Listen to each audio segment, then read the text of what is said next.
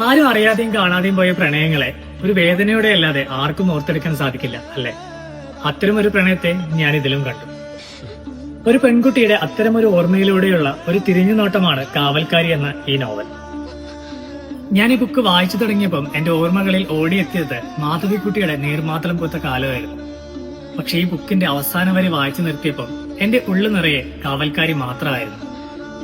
ഒരു വിങ്ങലോടെ ഞാൻ എന്റെ കണ്ണുകൾ അടച്ച് എൽസിയുടെ ജീവിതം ഒരിക്കൽ കൂടെ നോക്കിക്കാണാൻ ശ്രമിച്ചു.